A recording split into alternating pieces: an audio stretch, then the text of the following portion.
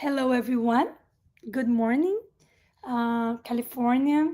Good afternoon to those who are in the Eastern Time, and good evening to Europe.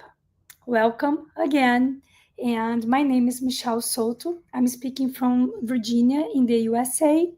And today we are going to talk about, today is the second episode in English of the Family Life series, and that's initiative from the Sembradores de Luz. Sembradores de Luz is an international spiritist institution that gives support to family, youth, and families in 4 different languages. And I would like to welcome Julio Carvalho and Silvia Gibbons, two very dear friends, for this chat. Hi, Julio. Hi, Silvia. Welcome. Well, good afternoon, everyone. Nice to be here with you. Nice meeting you and Julio and everyone that will be with us. It's a Good pleasure to morning. have you here. Good morning, everyone.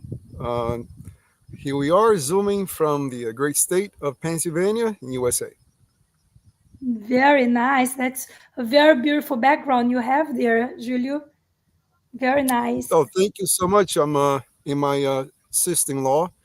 I actually have to confess, I completely forgot we had a live today, and because when I agreed to this, I was driving, and then I forgot to add to my calendar. So then my wife told me about this trip, and I opened the phone and said, "Oh my God, I have a Oh, live!" And I'm so so happy. thankfully, thankfully to Elon Musk, we have Starlink connection, so we're able to do this. Yes, thank you so much. And I'm glad you got the notification in time, just in time. Yes, so I will be the moderator today, meaning that I'm just responsible to guide and to ask some questions. And this is supposed to be a very comfortable conversation among friends. And I would like first to ask Julio. Uh, uh, let's start with the first question. Let's see. From a spiritist point of view, who are the spirits who incarnate as our children? Well, whenever we are streaming something live like this one on YouTube, I'm always assuming that individuals who are completely unaware of this philosophy could be watching us for the first time. So I'd like to give a little introduction to the Spiritist philosophy. And basically, it says that we are the own architects of our destiny, and there are multiple chances for us to perfect ourselves, also known as reincarnations. So our children are individuals that we have family ties from the past. These ties can be happy ones or unhappy ones. So our children are the continuation of relationship from our past lives. Very good. Silvia, would you like to add something to what Julio just said? Yes, well, as Julio said, our children are what is important is a continuation of our lives. It's, a family will grow, is a connection to other people, but most importantly is a return of friends and family from other lives or beings that are going to join us. And so is in a way is a continuation and the connections we have with the human family. So it's very important. Very nice. And thanks, Julio, for giving this introduction. Because as you said, some people might not be familiar with the Spiritist doctrine. And one of the main things that we believe in is reincarnation. So, yes, we do believe that we are coming back and we just take turns, right? And change roles and connect to other familiar spirits too. And like you also said, sometimes it's a happy journey, sometimes not so much. But let's remember that nobody is born in the wrong family and at the wrong time. So if it's a happy journey or a challenging one, God has a purpose, and we all sign up for that, right? So, Sylvia, what do you can you tell us about, according to the Spiritist teachings, why is childhood considered a crucial phase for the moral progress of the spirit? Well, that's a big question, isn't it? Mhm. Well, the children, one of the reasons, as you just said, we accept the idea of reincarnation. Spiritism is one of the basic principles. And reincarnation means that we are having a new opportunity to address some of the old wrongs we've done in the past, is an opportunity for new learning, because we know we do learn during the spiritual, when we are in the spiritual world, but most importantly, it's almost we put into practice everything we learn while we are having a life here, incarnated on earth. And just to remind us something, um, a priest, um, Pierre de Chardin, he said that we are spiritual beings living in a physical life. We are not beings here that we go to spirit. No, we actually spirits who live here. So childhood means that we are coming into a new incarnation, new opportunities for us to learn, to put into practice what we learn, to develop new skills, because we are constantly learning. Because one of the things that is very important to understand is that we are created beings. God has created us, but we are also creators. We participate in the creation of everything that exists in the universe. So this is very interesting, because while we learn, we can also teach. Um, so it's part of it. And during the childhood, that's one of the responsibility of the parents, to actually educate that child, to give them uh, boundaries of what is right and what is wrong, what is good, what you should do, and you to think for yourself, to make your choices in a good and proper way. So this period of childhood is extremely important, because as the spirits, we learn something, we give guidance to us to develop ourselves as we grow and become adults and make our own choices. But it's very important, this beginning. And this is one of the most important parts of being a parent, to actually guide that child, that spirit, who can be quite very old. I mean, I'm sure that many people who have children know that sometimes they have the 4-year-old talking like they're 60 Yeah. and they are so mature. I had a friend of mine who said, sometimes my daughter talks as if she's telling me what to do. She's the parent. So we Mhm. have this, but it also is a period that you can educate and mold that child. Yes, Very thank special you. part of the life. Yeah. Thank you. Julio, would you like to say something, to add something? Or, Yes. And in regards to what our friend Sylvia stated, that it's our duty to educate our children. Unfortunately, no one goes to school on how to learn how to educate someone. And most individuals, they believe that they know how to educate. And what they do, they continue whatever education they have received at home, not knowing if that was the best education or not.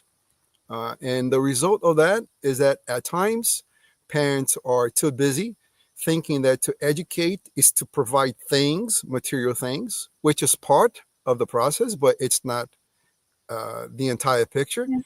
And they working for 9 hours a day. They come home, they're super tired, and and the result of that is that the children end up being educated by teachers and by TV and by social media, which can nowadays be completely ill-intentioned. Uh, it could be run by completely ill-intentioned individuals who has an agenda to shape our children's future for their own sake and not for the child's future sake. So as a parent, we are not trying to make them happy. We're trying to prepare them for life, to instill in them the values that they need in order to be a successful individual in all different aspects: emotionally successful, professionally successful, spiritually successful. And that takes a lot of wisdom, it takes a lot of knowledge. But nowadays, we are so bombarded with so much information that we are seeing parents who are completely unaware of what they're supposed to do with their children. And they're being educated by individuals who do not have their best interest at heart, preparing these children for life. Yes, I agree with you. Thank you. Well, as professionally, I'm a teacher, and back in Brazil, I used to be a speech pathologist. So I have been working with children for, I'm not going to say for how long because I will give away my age, but it's very interesting. I like to make an analogy or just put together the same way we look at a child as a we look at a person as a child, a teenager, a young adult, an elderly, and we think like just from the physical aspect of it, we need to teach that child how to be good, the right and wrong, when that child is still a child, is very young, because that's when they will learn. Don't wait to educate a teenager when they are already a teenager, because they don't want to listen. That's the phase that they don't want to listen to parents. They're very much confident in themselves, and they think they know it all. So physically speaking, talking about the phase physically, it's the childhood when we have to insert all the good things. And spiritually, because that spirit, it's a new, fresh life. Even though it comes with the baggage from the past, it has a new goal for that life, which is to do better. So during that phase until they are 10, about 10 years old, that's the phase that the spirit is more vulnerable for us to teach and to redirect their tendencies, right? Because we can tell since they are a child, they are very cute, we like to smooch and, and everything. But we need to remember that inside that body, there's a how we say a millennium, how we say a spirit who lives in there. It's just the body. Millennial. It's a Yeah. millenary spirit. Thank you. So it's just the body that it's new. The person, the real person who is in there, has a baggage that parents, it's our responsibility, like Julio said, to guide them. Yeah, Yes. that's a lot of people ask, you know what? I want to remember what my past reincarnation was like so I can continue my way of thinking. We have to restart all over again. Now, it's an illusion of restarting because we're not restarting, we're just continuing. But, Mhm. when you are an adult and you are making bad choices for yourself, and people who love you, they're trying to help you by making you understand that these are bad choices. And, as an adult, you can only guide and speak, but there's not much to do because you have to respect that person's free will. However, if that individual comes back, as a child, they have no choices but listen. Yeah. This is how it's such a blessing to come back as a child, because now you have to listen no matter what. You're too tiny even to express yourself. And Exactly. when you become a toddler, we as parents, we are directing every action. We are making decisions for you because we're preparing you for life. And if you say no, I mean, you have no free will, because free will is in direct proportion to your awareness, to your knowledge. And because a parent loves their child, they don't respect their free will because the parent knows inherently that the child does not have enough information to make wise choices for themselves. So this is why we make the choices for that child. And that individual who reincarnated and now is temporarily in a condition of a child has no choice. They Yeah. must obey, they must listen. And this is why childhood is the most important period in life for parents to prepare them for life. Trying Thank to educate a teenager on the right path, it makes the work much harder. So you. we want to begin the educational process, which means to instill good values right from birth, if not, when the mom is pregnant. It should Thank be you, started Julio. early on. As an early childhood educator, I really appreciate your words. And parents really need ref, uh, to think about it and reflect about this because it is really important. I have a question here on the chat, and someone's asking us, "What do you do when a child, since a very early age, shows hostility toward toward the parent, even though he has been treated with love?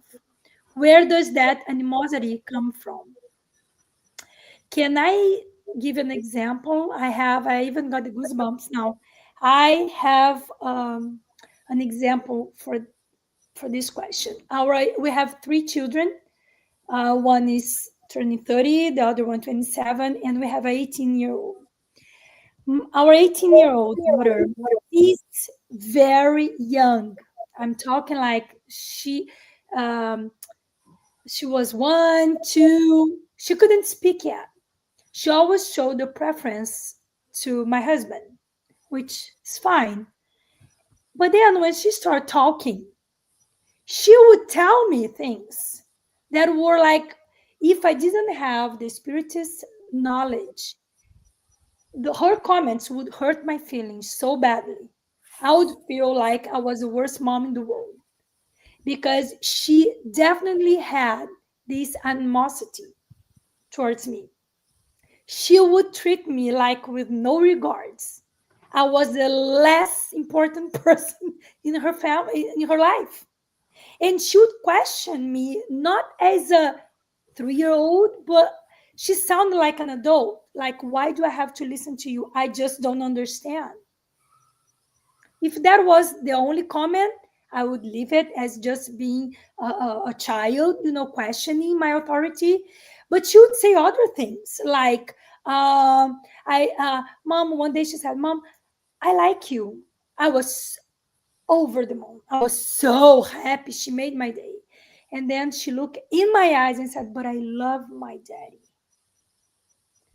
Later on, she would question, why do you get to sleep with him and not me? And she really had no regards for me. Until one day I sat down with her and I said, she was 4, and I said, it's time for us to have a very serious conversation from one spirit to another. And let me tell you this, you probably don't remember, but we made an agreement before we got this body that I was going to be your mom and you were going to be my daughter. And we would be happy and we would make this incarnation work. So let me remind you, I came with daddy in this life. We are husband and wife, and you are our daughter, the youngest. That's why our family dynamic works like this. And you agreed. So if you want to be happy, you better accept that. That struggle, we dealt with that until she was probably 6, 7. And all of a sudden, I became the sunshine in her life.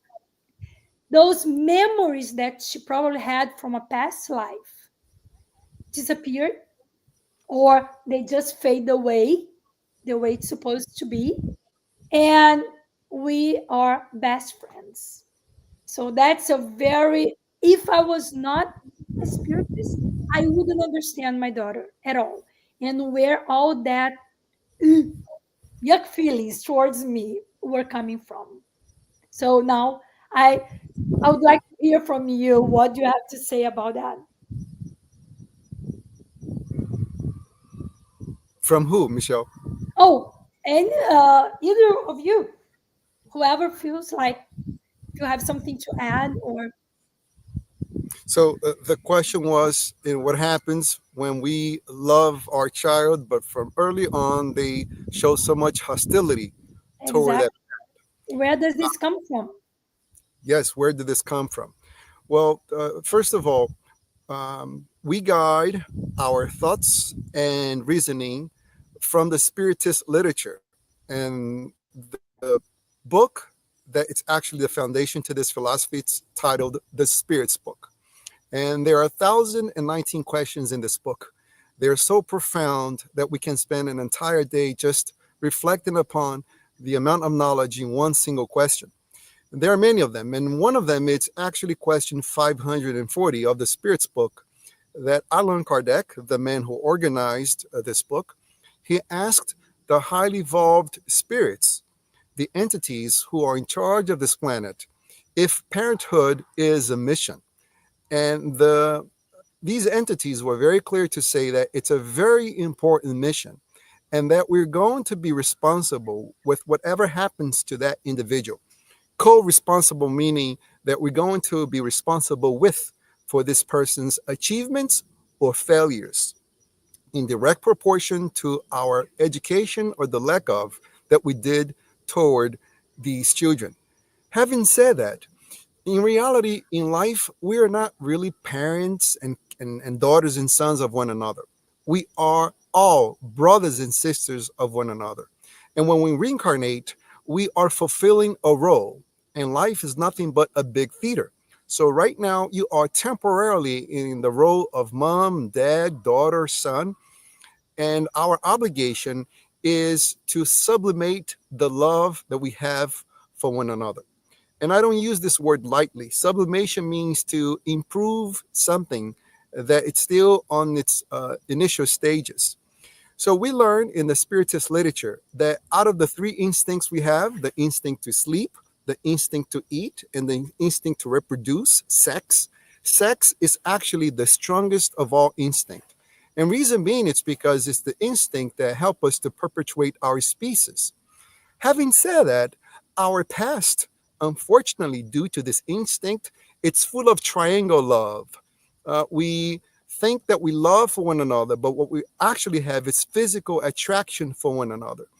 And when we give in to this physical attraction towards other people, we create connections that now we are responsible to one day sublimate it, which means that these children that, from the get-go, they hate us despite of all the love that we are given to them, can be someone from the past who we have emotionally harmed them through one of these triangle situations. I married and then I cheat on my wife and then I betray her with someone else and I make that person fall in love with me and I keep promising her that I'm going to leave my wife for her and I don't. And so when we do these things, we create connections and now we are obligated to sublimate these connections. So if you are interested in this subject, for more details, I suggest a book that shows all these different kinds of family dynamics called Between Heaven and Earth by the physician André Luis. And the medium who have received this book, it's Francisco Candido Xavier. Now, I know for a lot of you who are out there listening to this message for the first time, whenever you hear the word medium, you associate with someone who's actually selling spiritual communications in order to reach themselves. But this medium, Francisco Candido Xavier, he was the instrument of more than 400 books, and only 10 of these 400 books will make him a millionaire. And instead, he worked his entire life because he understood that we should not profit from something that does not belong to us, which is mediumship, our ability to be between the two planes, the physical and the spiritual plane. So he received all these books, and one of the books is from a physician, André Luis, and in this book, he tells the story of this group of individuals who, unfortunately, due to sexual instinct, they get into many triangle loves. So you see them as being lovers in one reincarnation, and then on the next reincarnation, the person that they have betrayed and left are now their kids, and these become very problematic kids because the kid, it's a spirit like you and I who is continuing their journey. And that kid unconsciously remember what the parent did to them in a previous reincarnation. So that hostility is nothing but unconscious memory of the harm that the parent has done to them. So what's my suggestion to the parent? Patience. Do not see yourself as a victim, but rather someone who probably created the situation for yourself. And even if in the future you realize, I had nothing to do with this, this kid was just difficult, well, maybe that's because God placed this individual in your hand with the mission for you to prepare them for life. And because you have the resilience and because you have the capacity, it was given to you. So you should feel blessed. But chances are, in the evolution that we find ourselves in, you probably did something to contribute to the situation, and now you are receiving the opportunity to repair those family ties, to make amends to that individual. Patience, continuous love towards that child, and you'll be able to make the amend and be in peace with yourself. And I'm here to attest that it works, because that's exactly, you just explained it, exactly what happened between Olivia and I. And I'm sure I have done something that was not nice. And she remember, and just like my daughter, a lot of other children speak up from experience from past lives that they remember. Silvia, you are quiet there. Would you like to make any comments? I'm just listening. This book that he said, it is about these people and the coming together of many families that were a group of people, but there is quite a lot more into it as well. But it's interesting. But you should start reading from the very beginning, because this, I think, is the seventh or eighth book of the collection, Life in the Spiritual World. So you should start with the first one, which is Nosso Lar. Yeah. The thing is, I think in all the situation, we have situations as well in which the parents don't like the children. It's the other That's way nice. around. I know someone who said, I love my daughter with all my heart, but I hate her. I can't stand her. And actually that was one of the reasons why she joined Spiritism. She started to learn because she went to the center to talk to someone, Mhm. because the connection with the father and the daughter, they were very close, but he was very loving and very kind to her, and she loved her. She treated her well. But I remember once seeing, and the little girl used to constantly come and try to hug her, and you could see her whole body would stun, Oh, because she had such an aversion to her own child, which tortured her for a long time until she found out, she went to the center, as I said, and started to understand. I think there is one thing important that for us to understand in the relation, those kind of relations. Most, this happens, but most times, you just have a child that is born in your family. And I think that that is one thing that Emmanuel, which was the spiritual guide of Sheikh Xavier, he said, of all the associations on earth, there is none more important than the educational regenerating function that is the family. It is there where we are going to, is the anvil, really, because there, in a family, we reincarnate friends, people who really care for you, and enemies, people who for some reason we were in conflict with, and we decided to come together, either as a parent or come as a child, to uh, put make a things right. Because mess. basically, I think one of the things I said, that God wanted us all to learn to live like brothers and sisters. And I think that is also the difference. There is two types of family. There is the physical family, which is the blood ties that we are born into. We have the DNA that goes on with it. And there is the spiritual family. And sometimes, it's not rare that one sees people said, I have this friend and I love her more and I get on better and we seem to be more family than my family.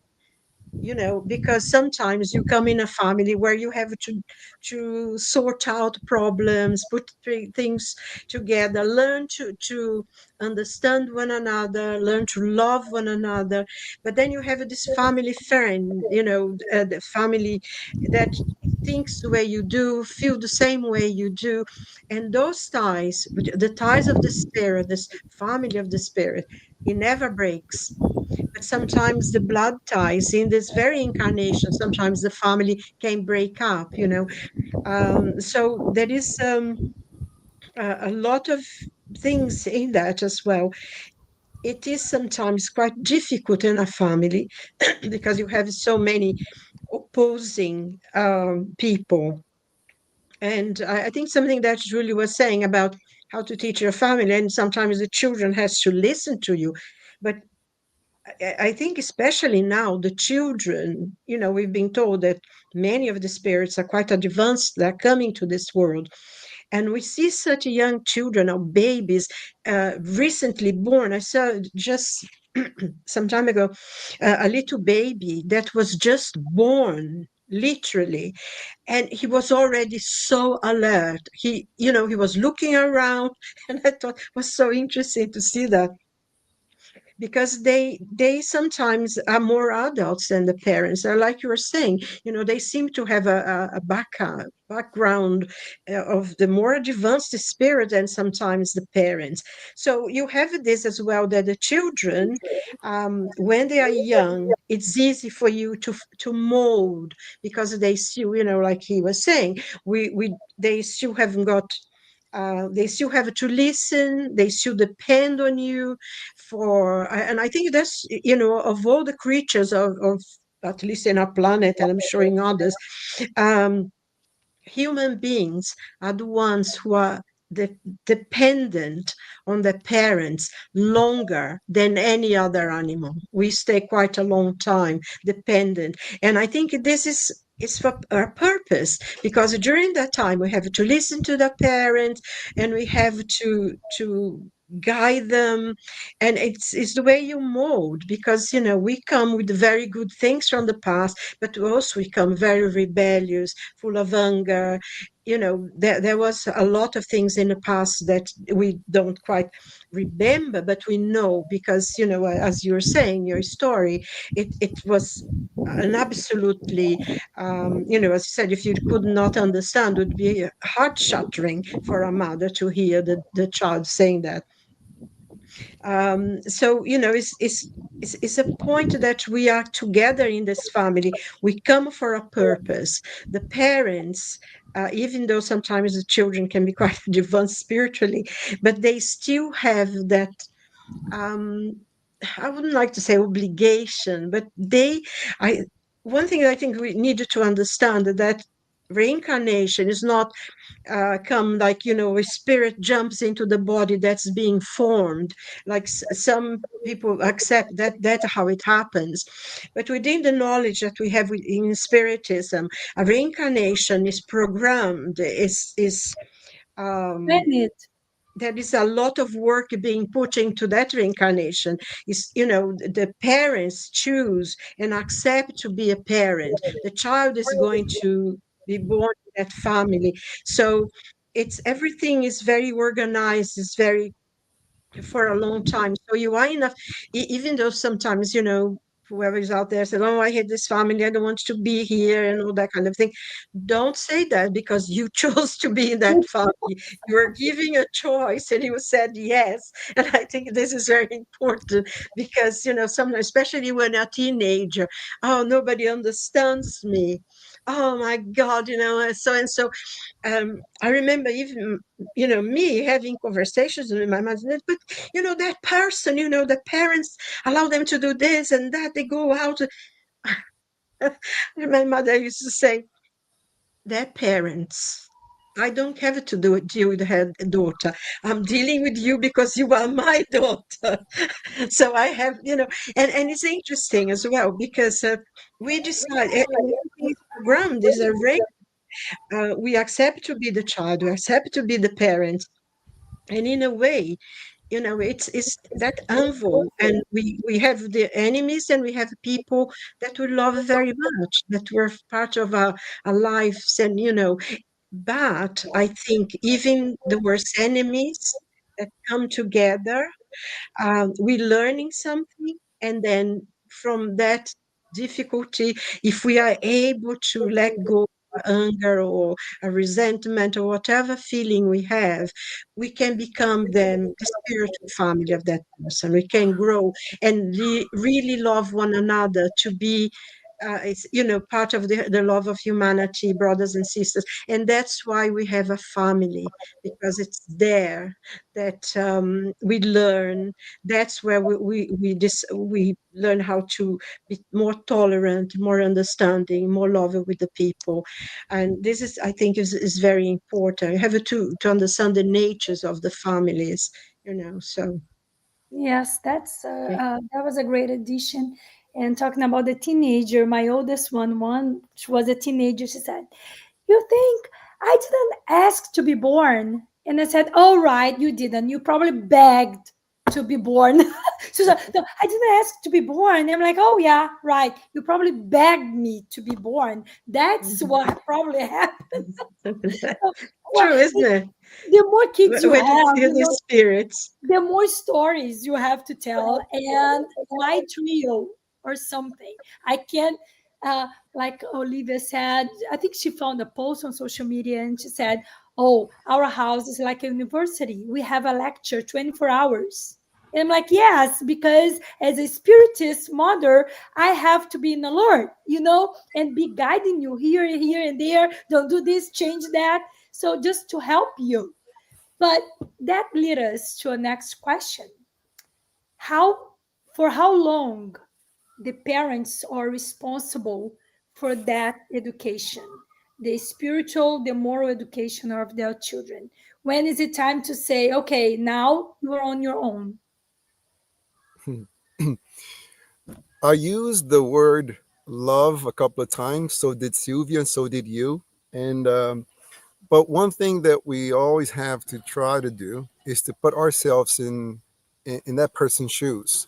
So whoever asked that question, the person who's listening to our live and said, what do you do when you have a child who is so hostile towards you, even though you do all these good things to that child?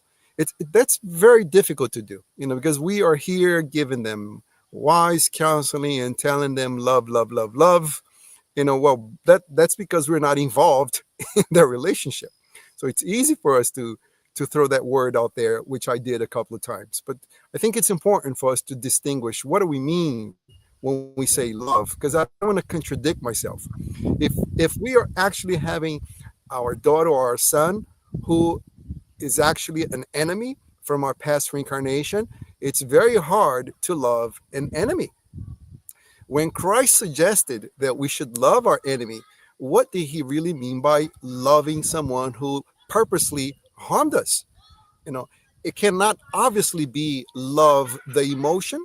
The reason being, it's because it is very hard, if not impossible, to have the same emotions we have for a friend and have those emotions for someone who betrayed us, an enemy, someone who stabbed our back. So for that, we have chapter 12, Love Your Enemies, in the book, The Gospel According to Spiritism. And we learn what love our enemies stands for. It's not to have those same emotions, because love, the emotion, begins with affinity. When the other person that you are having a relationship with likes the things that you like, that's affinity. And then after affinity, that causes a conversation to take place. And from the conversation, trustworthiness will be born. And after a while, you love this person because you share values. You talk on a daily basis, and you know this person hasn't betrayed you. That's a natural consequence of having a healthy relationship with someone. An enemy, on the other hand, is someone who proved to you they don't care about you because they have harmed you. So, how can you love someone like that? Well, to love an enemy, it's not to experience the emotional love, but to do the right thing. So, in the context of educating a child, To love a difficult child, it's not to experience the emotion. How can you? This is someone that you're doing good things on a daily basis, and this child is throwing tantrums everywhere, calling you names. I hate you. You're the worst parent in the world. It's not easy to experience the emotion of love for someone like that. To love is to do the right thing, it's an action. Love here, it's not the emotion. It's choosing the right thing to do when you feel to do the wrong thing. You want to uh, be aware that as a parent, your job is to prepare that person for life. So you choose to do the right thing. And by making that choice, you're doing positive things. You're doing what's right. That's love here in this context. I just want to be clear about that, whoever made that question, because it's a very difficult mission to fulfill. Because ungratefulness, it's one of the most powerful stimulating emotion that one can experience. When people are ungrateful towards us, we feel like stopping. We don't want to move forward with whatever we're doing. But if we focus our attention that we're doing the right thing, we are in peace with our minds. So the last question was, how long would the educational process happens?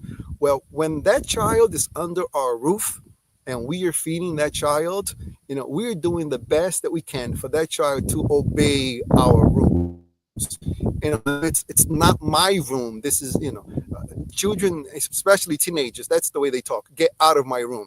I'm sorry, you don't have a room in this house. I'm the one who paid for this house. This is my room, and I'm temporarily allowing you to sleep in this room. Thank So you. until you're here, yes, people forget that we are not trying to be agreeable.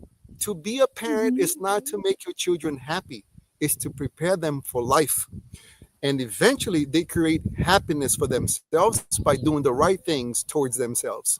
Nowadays you have these parents who are so weak, and the result of that are weak children who are completely unprepared for life because they think their purpose is to be their children's buddy. I want to be my daughter's friend and my son's friend. We are supposed to be their parent to prepare them for life. And most of the stuff we're going to teach them, they're not going to like until they have children of their own. They mature and they say, "Oh my God, I'm so thankful that my parents treated me the way they did, because now I am who I am and I fully understand why they did what they did towards me." So it's a delayed gratification for the parents. Eventually will It come. is. It But when is. we fulfill our obligation, we always in a peace of mind with ourselves. It is. This And is not a joyride, my friend. Being a parent, it's Mhm. participating with painful experiences in life. yes, and I have to say now that my older two, and even the youngest, who's already 18, but she's pretty mature, I hear from them, Mom, yes, Mom and Daddy, you made your mistakes because you were learning to how to raise us, but thank you for raising us the way you did and bringing us awareness out of our role in society, in life. You really prepared us for life. So now I can breathe and relax a little more. Yeah. Oh, since we are talking about it, and I have it right in front of me, this is one of the cards that I got it. Can you see it? You did a Oh, great job raising me. Yes. It was right here on my desk. Yes, I wanted to share. You're so right. I heard that too. This is my room. And I'm like, as long as your room belongs to my house and I pay the bills, your room will be organized and clean the way I want, according to my standards. So, and I used to say that even though my kids are adults now and they don't depend on us or anything, I still think that as a mother, as a parent, if I see them, I don't know, not having a good attitude about, you know, a situation or about someone, it's not my responsibility to educate them. But I still feel like as a mother, I should say something, or when they ask my opinion, I'm right there to give it because I don't know, I can't. I don't feel responsible because that's their free will now. I've done my job raising them, teach them how to be decent people and caring for others and for themselves. But I still, if I have a chance as a mother, I still say something here and there just to guide them, because just for the fact that I'm older and I lived longer and I have more experience. So if they want us to listen to me or not, that's their problem. But I still try. Michelle, for whoever is listening to this, I might sound too tough, um, but we try to be a good communicator and not a magician. It's impossible to teach a lifetime of knowledge in a 45-minute live. Yeah. But basically, you want to provide that child whenever you can lots of love, hug, and kisses, and all this.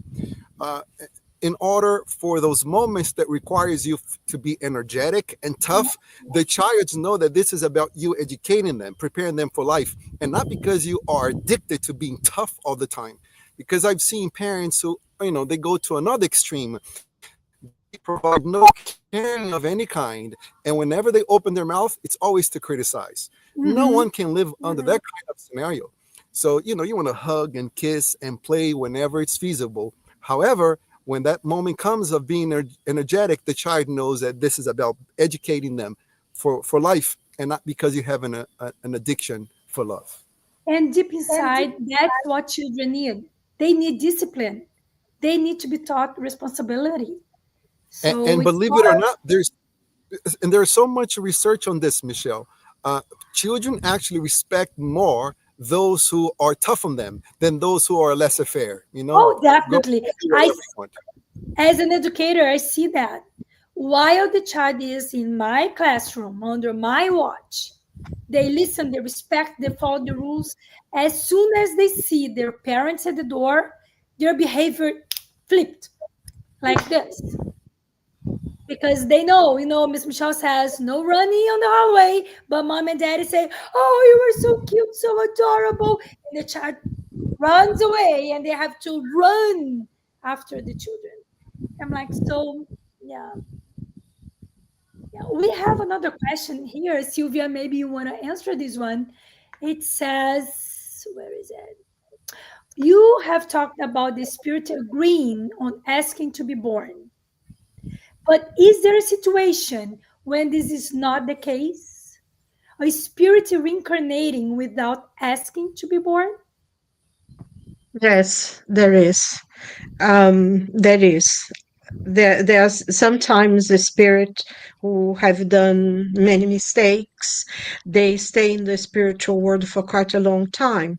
I think one thing that we need to understand is that when we are in the spiritual world, we only lose our physical body, but the spirit is the same. So the very same people who are living here and now and doing whatever they are doing, and sometimes it's almost unbelievable to accept that things are done, they continue the same thing in spiritual world. Sometimes they will be lost for a long time, and then they will be in even sometimes in cases that they are put in places where they cannot leave. But there is one thing, there is just one law. We have free will, we've been given free will, but basically we are, all of us, each and every one, there is just one path for us to go back to the Father, to go back to God, to be a spirit of light that we are already, because we were created with the life with God within us. So when the spirit is very rebellious, is very confrontational, very, sometimes they can commit evil acts, they comes to a point that they we are forced to return to the spirit, to return to earth. They must do that. They have to overcome. And we're not talking only about things, but sexual problems, all sorts of problems as well. They will be forced to reincarnate to be able to overcome the problems, to learn new lessons. Because basically here, this, when we are here living in this planet, it's a school. This is a school, it's a hospital. And I always say that life on earth is like those old public schools in England. I don't know if you know anything about it, that you had to get up 5 o'clock in the morning, run for an hour, and then go and have cold baths and all sorts of craziness in the old public schools here. Um, but it sometimes is very tough, and sometimes the spirit has no choice. They have to reincarnate, and even when they have some problems, they may reincarnate in a difficult family. They may reincarnate with physical and mental problems. They will have a body, and the spirit is aware, but the body is unable to move, to do anything. And we think sometimes when we see a child in that situation, we think, oh my God, look what God has done, this terrible situation for this child. But that child is sometimes is receiving a blessing of great, we have no idea, because being imprisoned in that body means that they are not going to be able to go back and doing the very same things they did in the past, that cause a lot of pain and suffering for others. And why do they there? Because the spirit is inside that body, but it's completely aware. So in a way, it's a kind of suffering for them. And then sometimes in situations like that, you have parents who are extremely advanced spirits, who decide, because they love that being, because we are all loved, they decide to come and be the parent for that child who are for that period of time imprisoned that body. And also for spiritually as well, because sometimes you have a lot of enemies from the past, and if you are coming and doing the same thing, you have all the old enemies, and the life would be even worse. So there is many situations. Yes, and there are times the spirit is, they have to come back. They have no choice.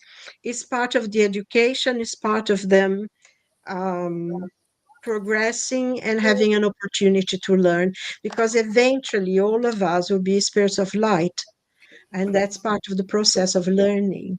I mean, we were talking about families that decide to come, and even an enemy that's within that family, they they have an acceptance of being there. So this is very important. And that is one thing as well that Emmanuel says, that the ties of family, the ties within the family, is the law of nature. So all of us, we have to we live through the laws of nature. And I never thought of that, actually, that being in a family is part of the law of nature, but that it is. So it's special, and the family is very important. And quite a lot of the problems that we are seeing now in society, I mean, I'm giving now my personal opinion, um, is a lot to do with something that actually Julie was saying, because parents want to be friends, and you're not a friend of your child, you are his parent. And sometimes you need to say no, and you need to be quite strong and give them boundaries. You have free, and as they grow and they learn and they become adults, then they can decide and choose for themselves. I think you also said that, Michele. We need to have boundaries. And me personally, I remember things that I used to, discuss with my mother when I was a teenager. And now looking back, I'm so grateful that she put boundaries. I could go out, I could see friends, and my friends could come. But that was the time I had time to come back home. I had things I had to do, help in the house and all that. And now I appreciated that I had someone who took care of me, who loved me enough to say no, and to be really tough, especially my mom. You know, my father died when I was 5, and Oh, I had a younger brother. So she brought us to, you know, by herself. So she had to be father and mother, wow. and must have been very hard. But she did that. And I'm so grateful that, and I'm sure there are lots of people around that at the time felt, oh my God, you know, horrible. You're not like other parents. They are nice. You are horrible. But now I think, oh my God, I had someone who loved me, who gave me the boundaries. And now I am the person I am because somebody took care of me. And I think this is very important, you know, talking about family and parenting and things, you know. Oh, So, how yeah. beautiful. Yes, St. Augustine says on the Gospel according to Spiritism, he talks about the kids being ungrateful to parents, right? And also the and on the I think it's on the Gospel too that says about telling children how to be grateful to their parents and how to honor on of course it's on the gospel on honor your father and your mother, right? Our responsibility as children to be grateful for our parents even if they make mistakes. And because first of all they gave us a chance to be born, they gave us life, they allowed us to be born again and have another experience, another incarnation. What to say about everything else they have done for us. And this is important to tell our children too. Sometimes we save some conversations from when they're much older, but I think it's a mistake. We should start as early as possible because then we have more time to put all those ideas in their minds. Julie, there's a message here for you saying that you are not too tough. We have the responsibility to guide these spirits, and we should prepare them for the adversities of life. We have to raise resilient beings. And this is coming from Eloisa Greenwood, one of my BFF, my sister. Like we are talking about blood um, connection, Family, blood spiritual families, and family. yes, Eloisa is my dearest. And so our last question, because we are already running out of time. This was awesome. It says, "What did you?" Let's see if we can wrap up with this. And in Wrap a up. It's just a very, very brief, very quickly. Paul's in his epistle to the Ephesians, um, he says, "Children, be obedient to your parents," and of course, it's in the Decalogue. You know, honor your father and your mother so you can live in the land. And it's chapter 14 of the book, the Gospel According to Spiritism, that you were you guys saying. are so So good. thank you Remember, everyone very much. It was my lovely being with you. And you know, take care of yourselves, of your children, love one another, and we will be happy. And it was wonderful to be with. God bless you all. thank you so much, Sylvia. Thank you, Julio. Do you want to say something about what was it again? Oh, yes, just one more question that I had for you very quickly for us to wrap up. What do we do when our children don't follow our spiritual guidance? If they choose, we raise them in a certain way, and they still decide to take a different path, make different choices. Your question, it's a very common question from parents who struggle with their children. They do their best and still the outcome is not what they expected. And this question has come up so much because this is actually my line of work, my professional work, that in the book, The Consoler, I want to be precise so whoever is reading this, they can go to the source and see for themselves. Question 132, the book, The Consoler. That is the question that it was asked from Emmanuel. You know, what do you do after you have done everything and still the child came out to be something else? Well, be in peace with your own conscience, knowing that you did the right thing and that that person does not belong to you. I know we use the words, you know, my wife, my husband, my children, but these people, they don't belong to us. They are with us in this temporary journey. And I know it's so much easier said than done, because whenever you love someone and you see them making the mistakes you know lead them to suffering and pain, it hurts you too. But this is not your child. This is God's children who were temporarily under your management. You have done your best, and this is someone who have chosen to learn from pain instead of love. And that is the path, unfortunately.